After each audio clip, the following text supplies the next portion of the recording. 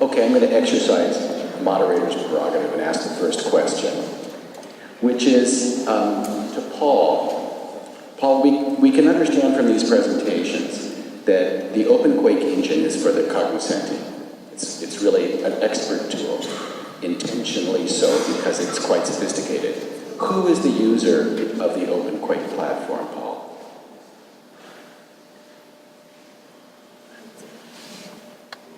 Who do you envision to be the user of the Openquake platform? For whom have you designed it? Thanks for that, Ross.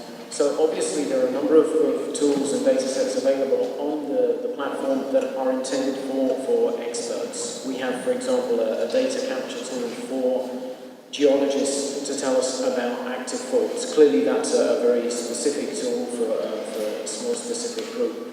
But there are also data sets and features on the platform that can be used by less specific, less expert users that at least, if not to do a risk assessment, at least can help you gain information about risk awareness. So for example, if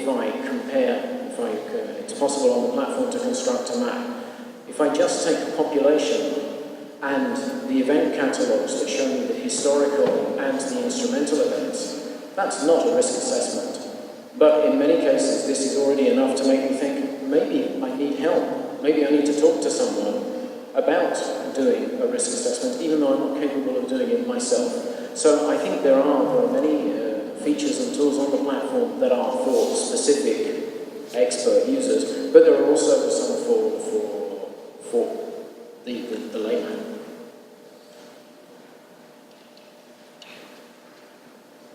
Questions from the audience? Okay, I get to ask the next one. I've got plenty. This is a question for Marco. In this beautiful distribution of results, where's China? Where's India? Where's Southeast Asia?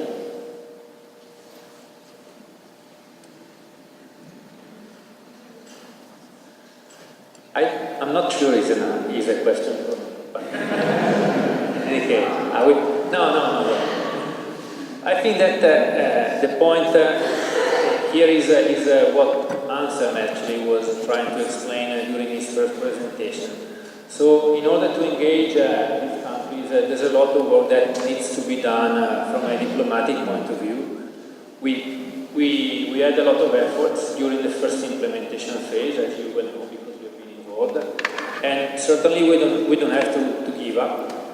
I think that the results that are now available, the tools, will be useful in order to explain in a clearer way what really GEM is, which are the advantages of working together with us, and maybe hopefully this is something that in the future will help in engaging more the countries that you mentioned, and maybe also other ones, because there are also other regions that currently are, let's say, can be considered regions where we have been successful. I'm thinking, for example, to Northern Africa, and there might be more. Please do hang on. You're going to get a microphone from Catalina. Actually, Nepal is a landlocked country, and it lies in between India and China. So many times to get into Nepal, you have to come either through India or to China. But that was the historical past. Now it's much easier to go to India or to China through Nepal. So let's develop Nepal, and then we can go to China and India. Thank you. And beyond that, the fact that GEM is working in Nepal creates opportunities for its neighbors. And you will be the one who spreads GEM to the north and to the south. Margareta?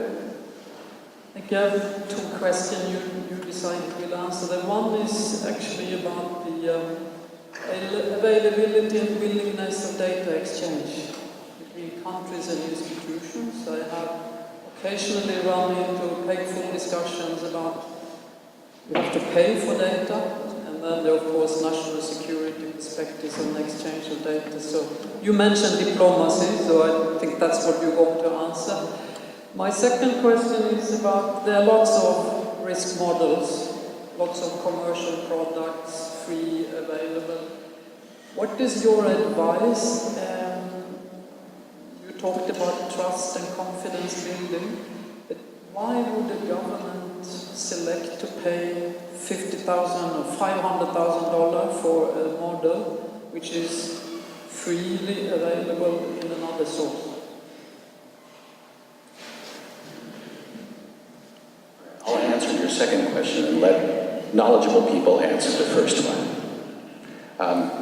Our goal is just what you described, to explode this world, to keep it from being a black box community.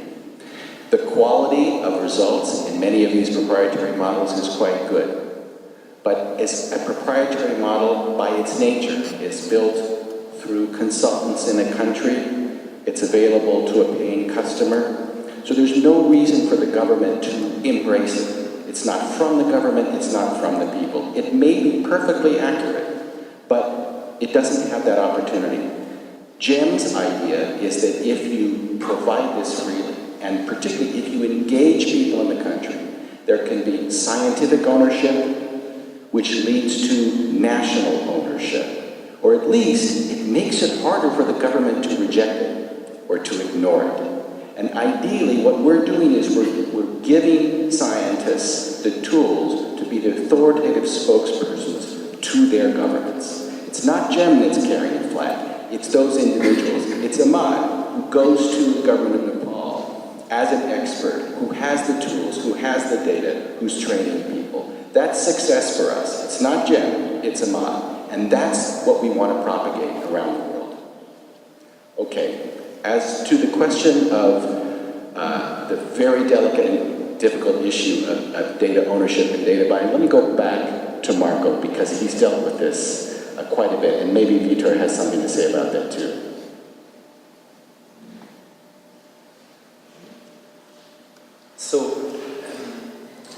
So certainly during these last 5 years we learned a lot in that respect, and it's certainly one of the aspects that caused problems with some of the countries that have been mentioned, for example. But there is probably a misunderstanding in the way that GEM operates, because GEM is not trying to steal data sets or models, but we are actually trying as much as possible to promote openness of the information. And we don't want to develop models, we are actually not doing that. We are not developing models in Pavia within a small team, but all the models that we have, that I showed in my presentation, for example, are all models that are created by the community. So our will would be to involve and work together with the Chinese, work together with the people in India, as we are doing now, for example, in South America, and maybe even with a much stronger link than that, if possible. So the legal aspect is also very difficult because we are working within the scientific community, and so far the scientific community had not been very careful in understanding the way through which information can be shared while maintaining the ownership. And there is also misunderstanding in some cases about that, because there is the general perception that once you put the license on a data set, it's like closing the data set. And it's actually exactly the opposite. It's just a way to explain clearly the terms under which this information can be used and shared with other people. So we are working a lot, we are spending a lot of time explaining that, but it's very important. It's very important because all the models need to be, as much as possible, open, completely transparent, and reproducible. And yet that's not the case at the moment. So I would say that there are only a few models in the world. I'm talking about the other because it's the topic that I know better. I'm sure that there are only few models that can be considered completely reproducible. That means that all the information that have been used, all the tools that have been adopted for the processing and the code that have been used for the calculation are open, publicly available, so that everyone can take that information and reproduce exactly the model. This is very important because for everyone in a country, there is the need to understand the risk, and that's the only way through which this is possible, in my opinion. And that's why we are promoting that within Germany. Sorry, I couldn't hear you. So I will ask you later which are these data sets that are the ones that we can rely on.